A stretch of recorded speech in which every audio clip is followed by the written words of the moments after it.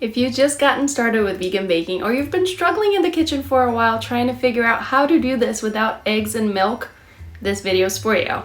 Today I'm going to be breaking down my expert tips on how to go from a completely clueless baker to where I am right now as a professional baker. And if you're wondering exactly what makes me qualified to be giving this advice, hi, I'm Natalia Lima, owner and founder of Curious Cat Bakery. And before I was feeding thousands of people the best desserts they've ever had that just happened to be vegan, I was another clueless vegan baker, just Googling recipes and eating a lot of really bad dry cake. Now that I've cracked the code on vegan baking, I find it my mission to not only feed you, but to teach you how you can do the same. So if you want to get amazing recipes of things that look delicious and taste delicious and definitely do not taste vegan, make sure you hit that subscribe button so you get notified every time a new video comes out. So when I think back at what got me from being a completely clueless baker that barely knew how to make a cake and was having all of these disasters in the kitchen, and I'm talking disaster, you guys. There were cakes that didn't rise, brownies that went straight into the bin. There was the soggy bottom that was basically just like a pile of fat with some dough on top. Buttercream, so much split buttercream. Every disaster you can think of, been there. When I think about how I went from that to owning a bakery and doing it all without any culinary training, I think it came down to 5 things that I did that really helped me become a better vegan baker. And those are the tips that I'm going to be sharing today.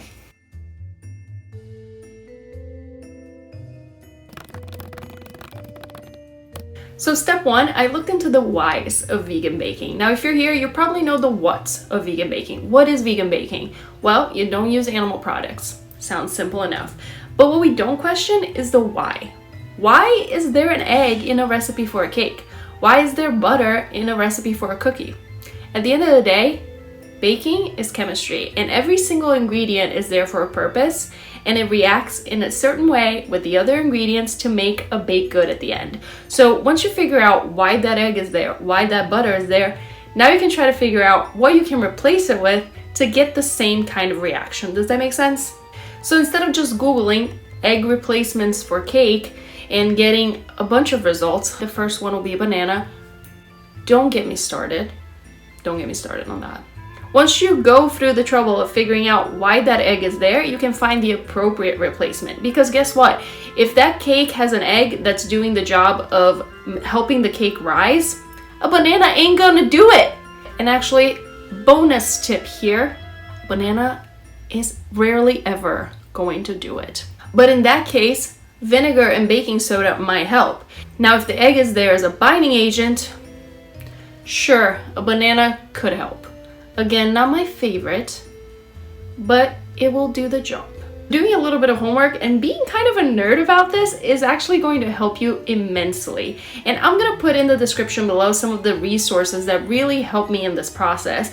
One of the YouTubers that I love to follow is Adam Ragusea.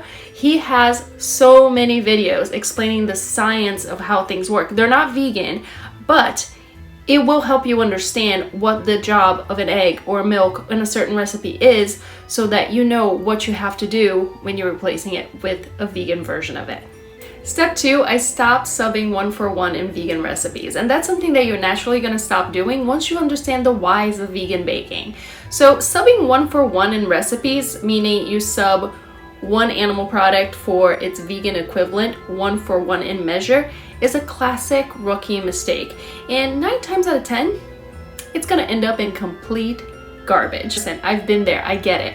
So your first instinct is to get this recipe that you've been doing before you were vegan that requires 3 eggs in a cake, for example. You love that recipe and you just wanna make it vegan because you're vegan now. So you just go, okay, it requires 3 eggs. I'm gonna put 3 flax eggs in there. And as we've seen in this video, it's not a great idea. It's not gonna work very well. Because again, baking is chemistry. So if you have 3 eggs in a recipe, they're not just there for the purpose of having an egg. They're doing 3 main jobs, and that is adding moisture, being a leavener, and being a binder. The flax egg is not gonna do all those jobs, so you need to add other ingredients that will add that moisture because flax egg doesn't really have much fat to contribute like an egg does. And it's not going to help the cake rise like an egg would. It doesn't have that kind of structure. So you need to add other things to the recipe that will contribute those factors in.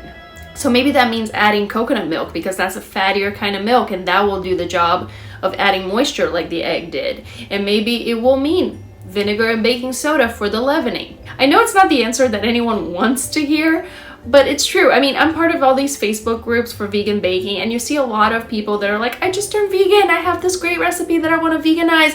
What is the best way to replace 4 eggs in this brownie recipe?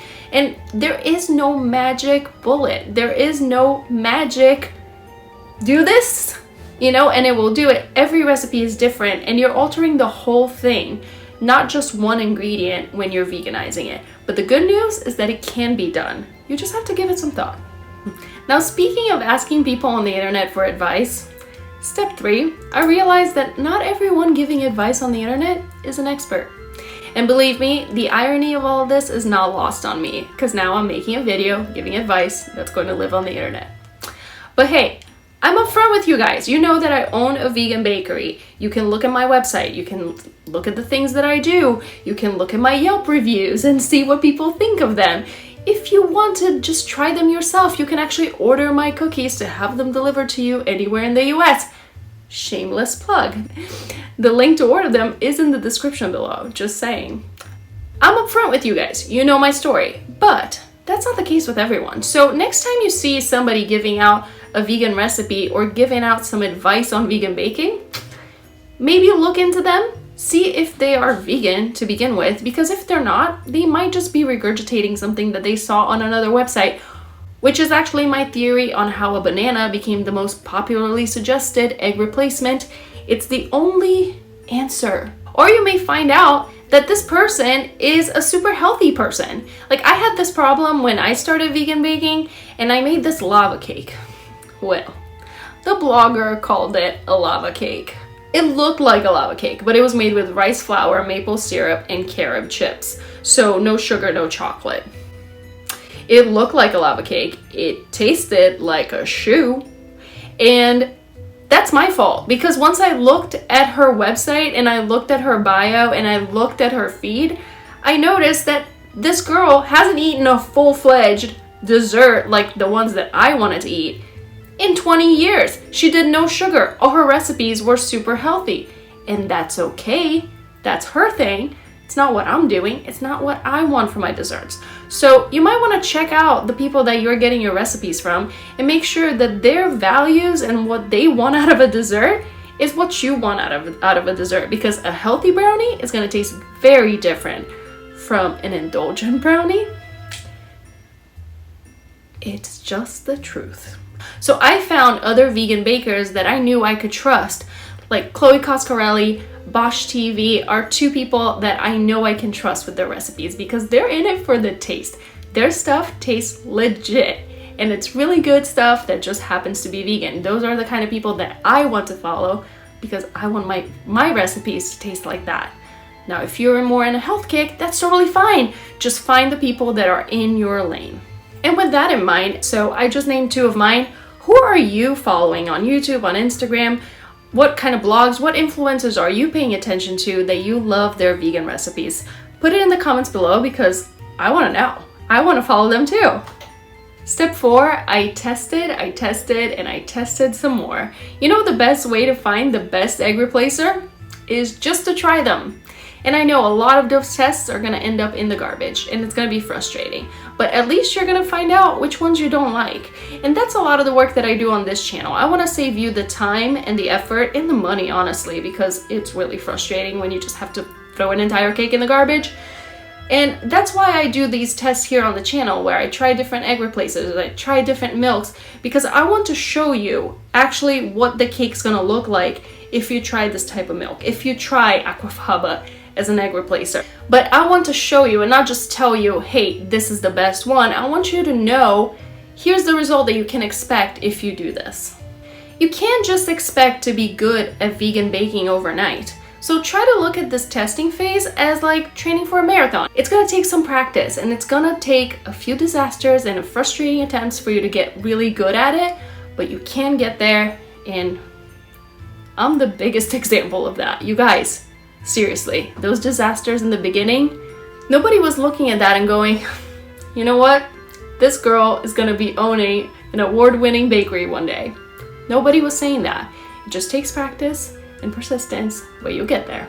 So that brings me to my final point. Step 5, I became curious instead of frustrated. Now, once upon a time, whenever the brownies would come out too greasy, or the cookies would be flat, or the cake wouldn't rise, I would just throw the tray in the sink and storm out and grab a pack of Oreos to cry over and just think of what a failure I was. I'm embarrassed to admit that once was how I reacted to this.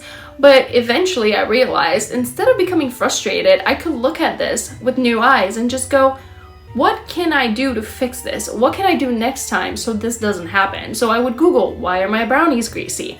I would look into, why did this kind of butter make the cookies not rise? Or what could I have done differently to get a different result next time?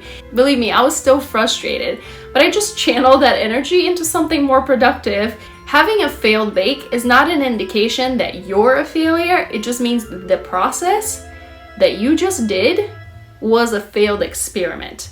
But it can be resolved and it can be improved upon. And that's how you become a better vegan baker.